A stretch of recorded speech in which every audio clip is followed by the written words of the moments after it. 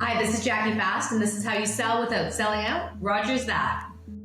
Hi, everybody. I'm Rogers Healy, and welcome to Rogers That, a podcast dedicated to selling without selling out. And today we have somebody that I don't get fascinated that often, and people don't excite me as much anymore. But this person fascinates me, excites me.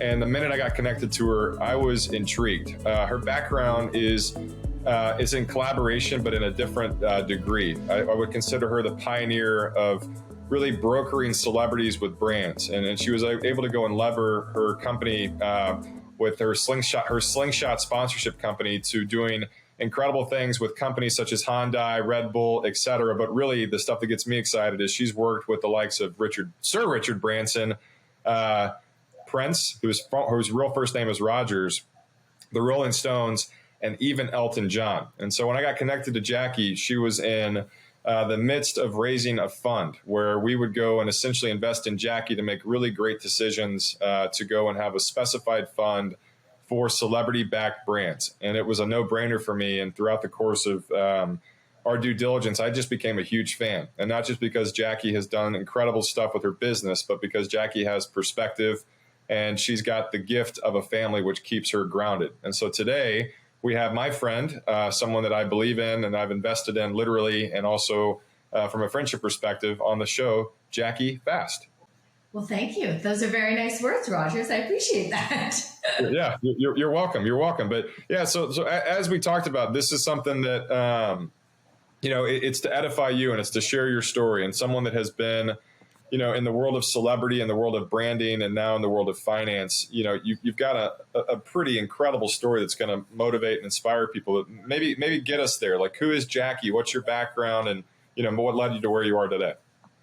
For sure. I mean, I've definitely had quite an interesting start. My career really has been in London, England, but I'm Canadian. I'm from a very small town, suburb of Vancouver. I grew up with big dreams and didn't really know how to achieve them. And I went to backpack Europe for 2 months and ended up landing in London, fell in love with it, and kind of vowed that I would do everything I could to stay there. And I was literally just telling my husband the other day, I remember when I was so broke that I ate fruit nut cereal for like 2 months, like every meal, breakfast, lunch, and dinner, because I didn't have enough money to like eat a real meal ever. But I really vowed that would be, my start in the world. And I was really lucky that I set up a company that ended up being the right timing with a insane amount of hard work. We got lucky though, Prince was our second client, as you mentioned. And what I basically did is, to your point, is I pioneered kind of the launch of a new era of sponsorship. So historically, sponsorship is really looked at broadcast rights, so TV. Being much younger than my competitors, I was 25 when I set up the business. My next competitor was about 40, 45. I really saw this wave of social technology and digital revolution changing the way that fans and customers can interact with brands. And so my agency basically put the flag in the sand about interaction on a more social and digital commerce way. And we were the first agency in the world to do that. And so that kind of led to an insane career. To your point, I worked with the Rolling Stones, Prince, Elton John. I worked with the Queen of England, Boris Johnson.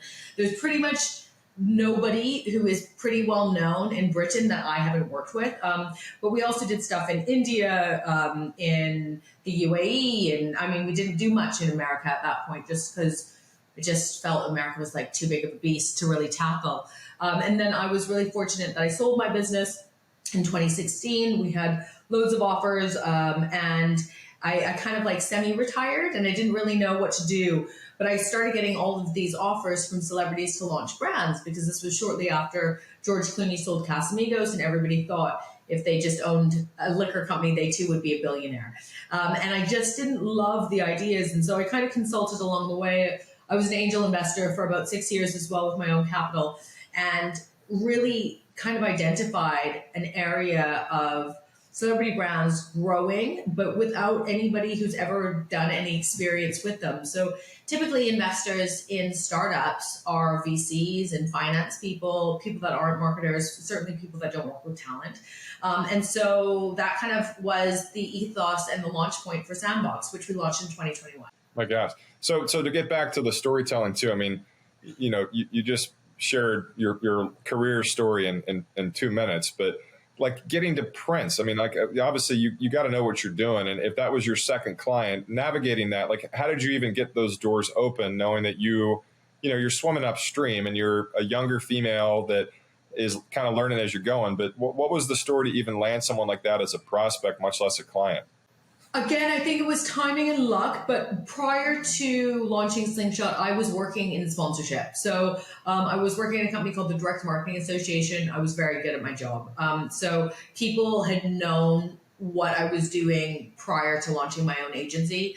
And I was I was really young and determined. And you have to remember, I had moved to that country, to that city without knowing a single soul. I'd never had family. I'd never visited Europe before. So it was kind of like make or break. So when you have that much riding on it, you really like hustle and work really, really hard. Prince was a really interesting one because it was a referral.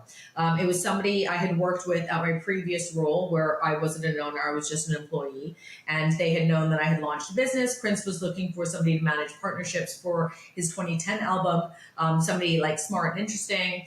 I was smart and interesting. The truth of the matter is as well, Prince, and I found this out in hindsight, but Prince is probably the most difficult client I've ever worked with. Thank God for that, though, because it was baptism by fire. But I think a lot of the agencies, the more traditional agencies, didn't really want to do anything with him because he wouldn't show up. He was very difficult to commit to anything. And like everybody had gotten burnt, but I didn't know that at the time. So at the time, I thought I was just so genius that Prince wanted to work with me. But the truth of the matter was, it was a referral. I think a lot of the traditional agencies didn't want to take him on, and I was there. So, it was a whole lucky situation. But the thing is, having Prince, having him be so difficult, lots of learning lessons, but I smashed it.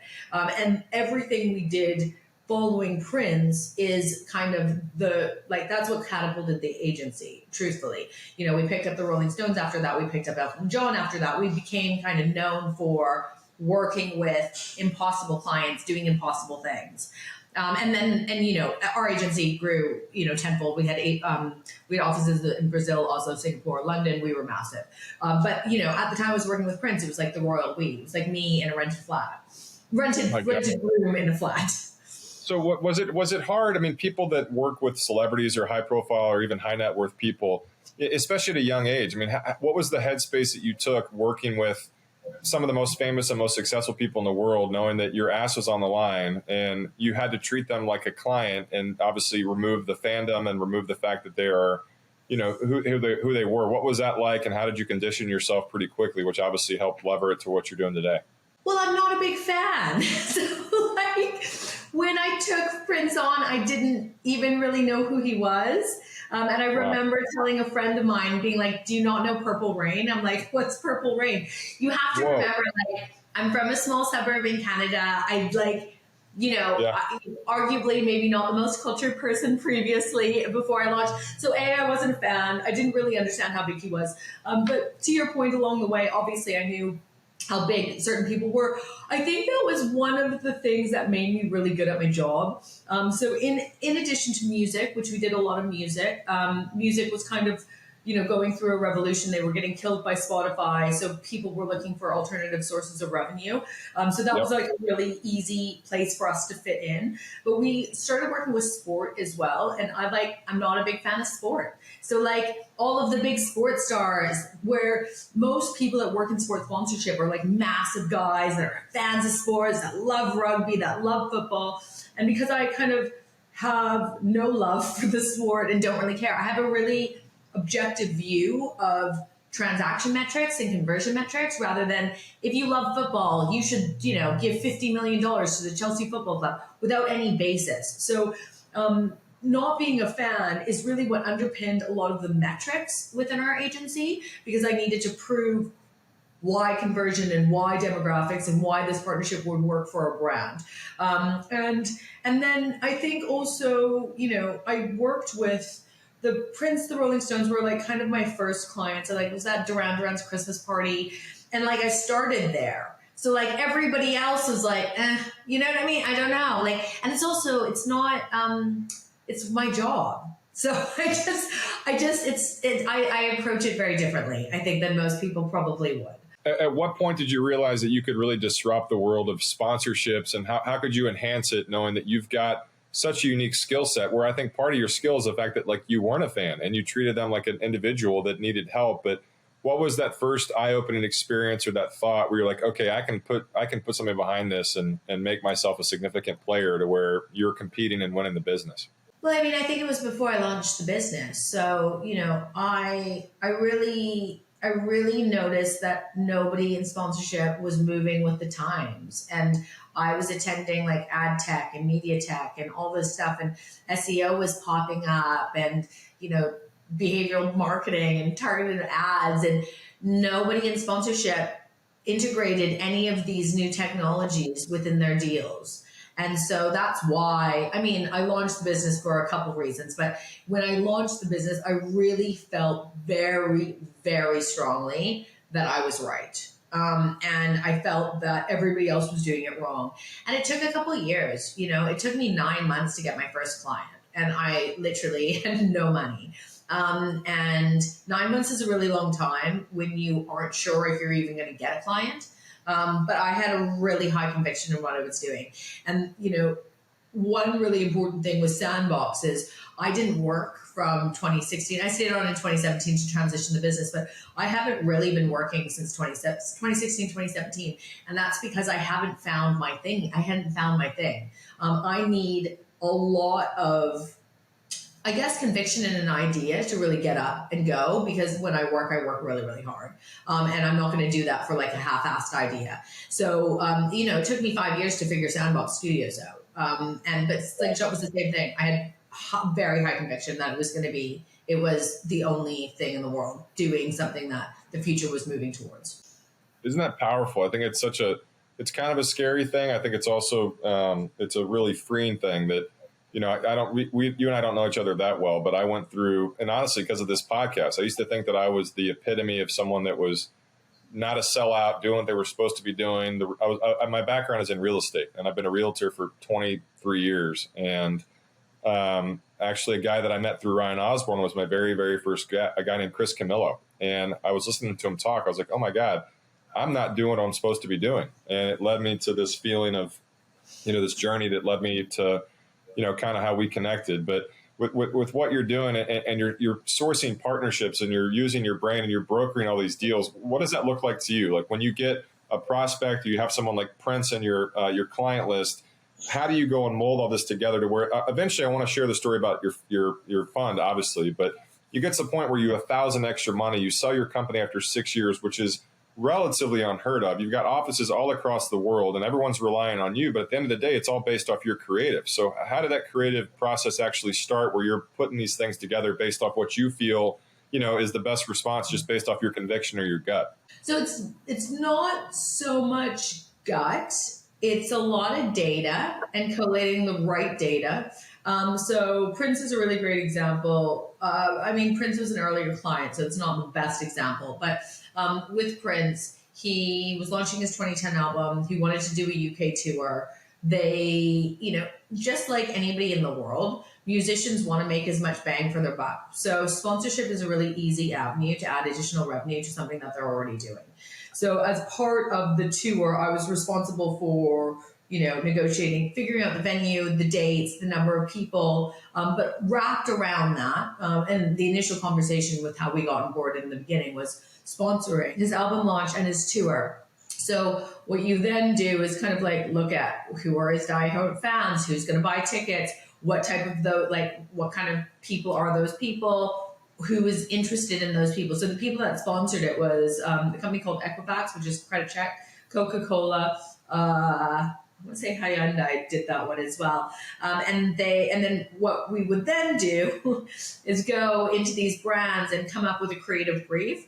So for instance, a car manufacturer, I did lots of stuff with car manufacturers, and one of our more successful campaigns was intimate gatherings, where they would bring like 100 of their execs and big clients or dealerships or dealer owners into a room and have John Legend play to like a room of 100.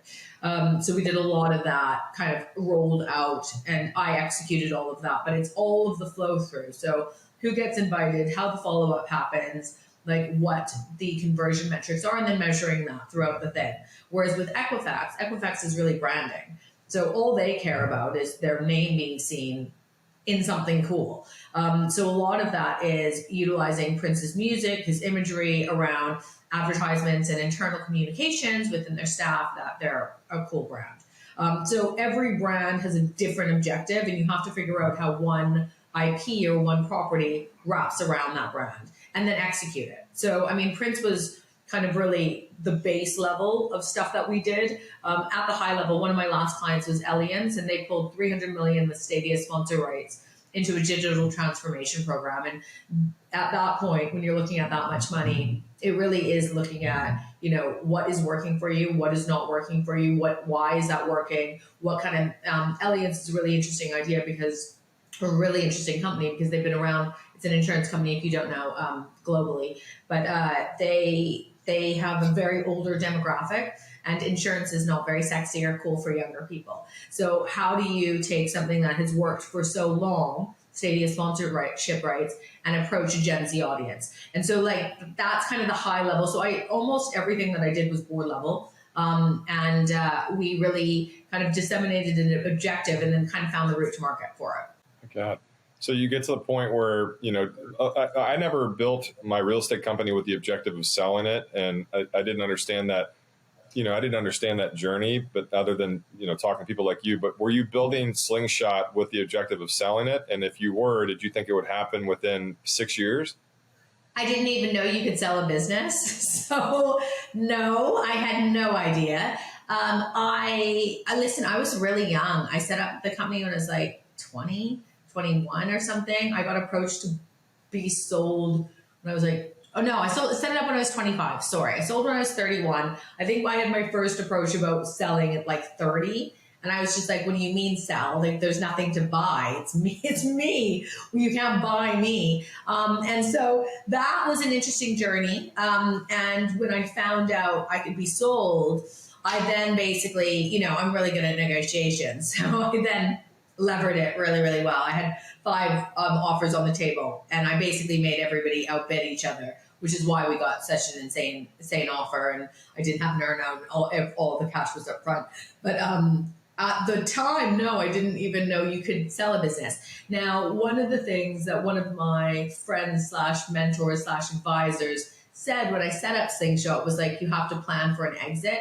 And I remember being like, I didn't even know what an exit really meant. Like, did that mean like retire? Or now in hindsight, I was like, oh, he meant I should gear it up to sell. And I would have probably done things slightly differently.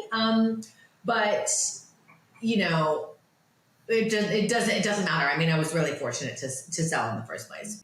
So you do that and you go through, again, I think it's such a blessing. It's also overwhelming that you're in your early 30s, you sell a company. You talk about in 2016 up until recent, you kind of were looking for that thing. I think angel investing is really fun, but you don't get to really use your gifts like you did when growing these other companies. So you get to the point where, you know, if y'all didn't hear this already, she won 1,000x her money, 1,000, where most people dream about a 1 or a 2x. You won 1,000 extra money. You were active investing, but you had that burning desire to go and start something and do it. You know, I heard a quote a while back that there's a difference between starting from scratch and starting from experience. And you had the experience where you enter into the bold world of being a fund manager and being somebody that's raising money. And so what was the process for that? Where the good news is you've closed it out and you're doing awesome, but what was that journey to get there? And when did you decide that's what actually you were going to pivot and go and put your heart and soul into? Well, I mean, much like most of my career, it wasn't my original idea. So I was originally going to set up an agency. So I really vowed that I never wanted to set up another agency, because the problem with Slingshot is a really great example. Slingshot, I got 1,000x, as you mentioned. We were massive. We were the best. Truthfully, like, we could have worked with we did work with anyone we wanted to. I had the pick of the litter with clients. I literally charged, I think at one point my day rate was like 10,000 pounds a day. And like, you know, I was so sought after. And then we sold. And so everything about that business could not have gone better, but it is still an agency. And the bigger you get, the more people you need. and it's not scalable. So, we got bigger. I didn't get richer. I got the same amount of money because all the extra money that we had went into paying people to do the work. And I also found myself really not enjoying the work as much as I did, because a lot of it was firefighting and managing people and managing stuff that I didn't love that part of it, truthfully. I loved the staff that worked for me and it was fun, but it wasn't, I didn't love it. And so I said I would never, ever do another agency, and I wanted to find something that would be scalable. And I just never did find anything scalable. And then over time, I got restless because I didn't think I'd be out of work for so long. And so I started, then I had this, everybody was trying to get me to be a CEO of some stupid celebrity brand, and I didn't want to do that. So I thought that I would set up an agency that would help these celebrity founder brands execute. So I would, raise money for them, do the branding, execution, all of like the base kind of jack of all trades stuff. And I pitched it. So that one of the companies that tried to buy us was Saatchi and Saatchi, which I really would have loved to sell to. But I really wanted to work with them. So I went to them with my agency idea. It was like, listen, guys, you wanted to buy my agency. You wanted to work with me. I've got this new idea. What if we invest our resources for equity in these celebrity businesses? I would run them, etc. And they're like, well, Jackie, when do we get paid? I'm like, 4 to 5 years. And they're like, no, we can't. Because agency models are not made like that. You can't invest. You need money. Like everything's based on the bottom line. The margins are too small. So then I pitched it to another big conglomerate that tried to buy us, and the same problem. They're like, we can't invest in something for 4 years that may or may not pay out. So I was then speaking to a friend of mine who became our first investor and partner of a fund, Fahad, over dinner. And I was like, there's this opportunity. Nobody's doing this. Somebody needs to do this because everybody's doing a really bad job. I think there's something in this. And he said, well, if you're going to manufacture stuff, where are you going to get the money? And I said, oh, I'll just raise it from VCs. And he said, well, why would you raise money from VCs when you could be a VC? And I was like, I never thought of that. It never occurred to me that I could, because the VCs that I knew were not like me. I think is probably the biggest thing. All the VCs I knew in London were like middle-aged men who did not have my background. I wouldn't have, like, just very different people. And so I was like, interesting. So I started looking into it. And so this was in 2019, I think I started looking into it. And then the pandemic hit, and then I was like, the world's ending. And then I started doing a bit more research, and I was like, oh, well, why not? So we started raising our fund in April of 2021. And how did you go through the headspace of what you were going to actually raise? And did you know how long it was going to take? I mean, were you prepped? What was the goal? How much did you want to raise when you decided to go full bore? Well, initially I wanted to raise 15 million because I thought 15 million would be enough money to get some really good case studies and it would be manageable. So I could do it by myself with like the resource and the network that I've got and all of that stuff. And Fahad, we really thought we would speak to 5 people and 3 of them would give us 5 million. And it was like, I can't explain to you how good my background is. Like, it shouldn't have been as hard as it was.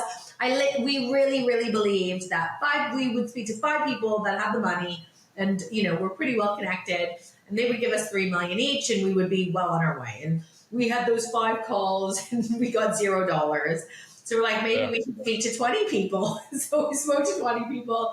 I think we got like 100 grand or something.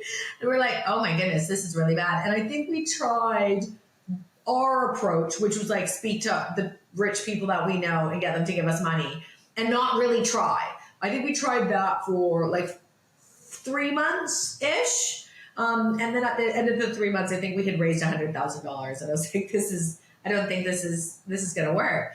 And so I remember taking like a couple weeks being like, this is obviously going to be a lot harder than I thought it was.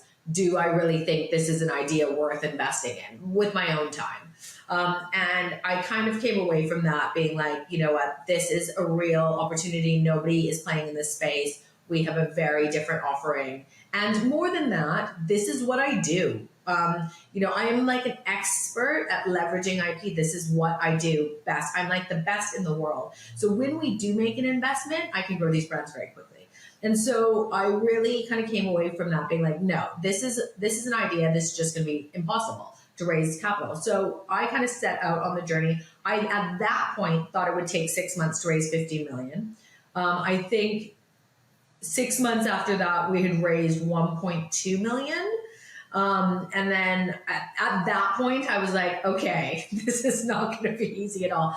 So it took 30 months to raise the fund. But you've closed the fund. Yeah. And I was telling her before we started, I think that it just goes back with your brand is you're so approachable.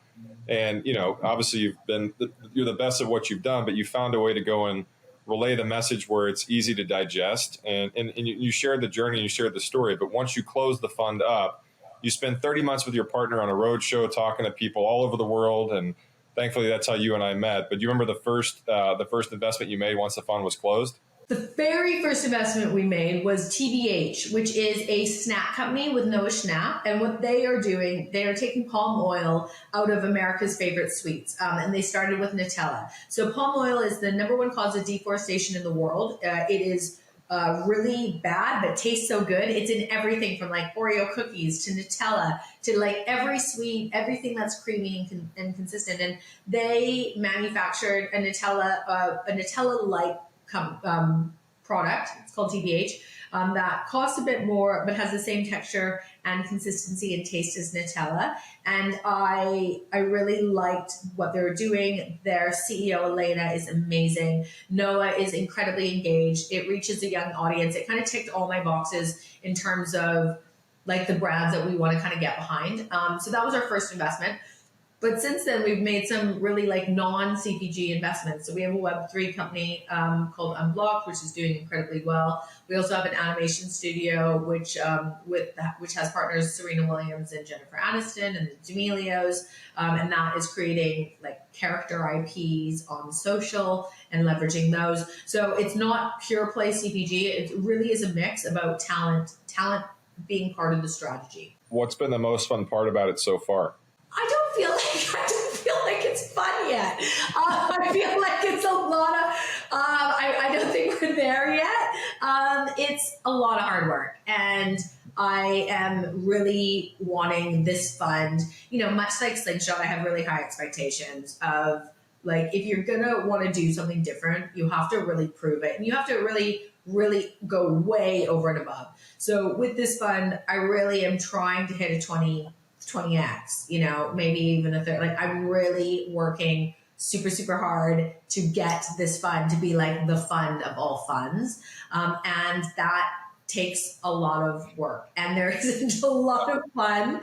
Really, it's a lot of work. I would probably say one of the more surprising, enjoyable elements of my work is that I get to meet LPs and I didn't really appreciate how much interaction I would have with LPs. I kind of thought we would raise the money and we would see you later and we would go invest some dollars. But actually our LPs, yourself included, but the ones that have come into the fund are really interesting people because they're people that are typically entrepreneurial. I think 60% of our LPs are entrepreneurs that have raised businesses themselves.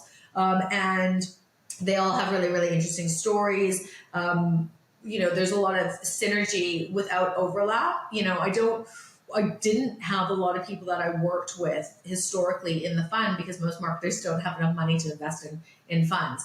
So I've managed to meet people in real estate, to your point. I've got somebody who's like a previous dentist who sold to private equity. It's crazy. But then we also have people that was like, I've got a crypto billionaire. I've got a guy that does all of the textiles in India for like Nike and Reebok. And so like it's a really fascinating group of people. And that is a really surprising element of my job that I really enjoy. Do you have a hard time living in the, like, do you have a hard time appreciating what you've done? Like, I'm sure you're like me where I just go. And do you take time to ever celebrate these milestones other than selling your company? But going against the odds and raising a fund and getting your first checkout, do you find it hard to go and be like, this is really, really special what I'm doing? And I have people that really are relying on my wisdom and me, but it seems like maybe that's where you and I have alignment, where I have a really hard time celebrating any kind of win because there's always something else I got to be working on. Is that a similar struggle? I don't think it's a struggle. I haven't done anything yet. I think when the fund is hitting a 10x or 20x and we have some big distributions and our LPs are making a ton of money, at that point, it is time for celebration. And at that point, I will buy myself a beach house in Malibu. Until that point, anybody can raise a fund. I mean, maybe not anybody, but people do. And I don't think that is a celebration thing. I think it was a lot of hard work and I'm really proud I did it, but I raised a fund to get to the point. My whole end game of this is proving that there are better ways to structure partnership agreements and leveraging IP than the way that it's currently being done. And then my other kind of added part of that is that people in finance need to get better educated in the structure and the way that brands and strategies and founders are moving. Because I think that most investors do not take that into account. And so in order to prove those points, my fund needs to be way an outlier. And at that point, then I will celebrate. But until we get there, it's work. That's the whole point. Fair enough. What's the best advice you've ever received? God, or maybe this. What advice would you give somebody, whether they want to start a fund, whether they want to work in the celebrity space, they want to be an entrepreneur? What would you share as far as your wisdom is concerned? I think a lot of the times, myself included, especially with this last fund, I think I think a lot of people look at success and think it comes a lot easier than it does. And it requires an insane amount of sacrifice most of the time. I think anybody, and I've worked with some of the most successful people in the world, it's really rare that they are not sacrificing something and putting in the hours. And so I think for me, if you really, really want to do X, Y, Z, you have to put in the time and you have to not be humble about it, but you have to expect to put in some work. I've even noticed it with this fund. We're not really taking interns, but I've had some people send me their CVs and friends of friends or LPs of the fund being like, oh, this person wants to work with you. And they kind of just jump on the phone and they don't really know anything about the business or me or what they want to do in it. And I just remember when I was 23, I was so hungry. I would spend all day trying to figure it out. And really, if I had that coffee meeting, that 30-minute coffee meeting, I'd be there with an ask, with a plan, with a thing. And I just think most people are think things will just happen, and things do not happen. You have to work for them. And even now, even after everything that I've done before, I'm really, starting from scratch, and I have to work really, really hard to make this work. Even with all of the experience, even with all the connections, because nothing comes for free. You think it's hard to maintain balance? I don't think balance is possible, but that's I know that not everybody thinks that. I have a young family. I have a 2-year-old and I'm pregnant. So we're oh my goodness, congratulations. You can never tell from the top up. Yeah. That I don't find that that's super hard because I just got rid of something else. So I used to have a banging social life and now I just have no friends. So now I just have work and family and that's it. And that's fine for the foreseeable future. I think, you can't, I don't think that you can have it all. I don't think you can achieve, I guess, the height that I want to achieve by having it all. You have to find the time. And also I like to sleep. So I'm somebody who needs 8 to 9 hours of sleep. So you got to give something away. So I don't necessarily believe in balance. Yeah, I agree. It doesn't exist. So you look back and you think about all the things that you're most proud of, whether it's selling your company, it's closing a fund. Professionally, what's the one thing that stands out most as the most memorable moment that you could go and pinpoint as your proudest achievement? I really, really am so proud of myself for sticking in there with Slingshot. I think there were so many times, and my mother, I even remember very early on with Slingshot days, we were renting very cheap office space, and the landlord locked us out because he couldn't pay the lease, and they lost keys, and we lost all of they were like computers, not laptops, because it was so back in the day, but we lost all of our computers and all our documents. And I just remember calling my mom, who's in Canada, so I had to wait till she woke up. And like just crying, and she's like, I think you should just go get a regular job. And I'm like, and I really was like, no. And I just, I really stuck with it because I really truly believed that I was on something. And, you say 6 years is not a long time. And truthfully, maybe it wasn't. But I can tell you for like the first 5 years and 11 months, I really never knew where it would go. Because I never even knew I could exit. And I pumped all of my spare capital into Slingshot. I had no, I was like, not poor, but like, I just didn't, I didn't own a house where all my friends had a house. I just really kept growing the business because I really believed what we were doing was really something special. And I think to do that for 6 years takes a lot of guts. And so that is probably the thing I'm most pleased about. Now, if we hadn't have sold, that answer would probably be very different. Yeah.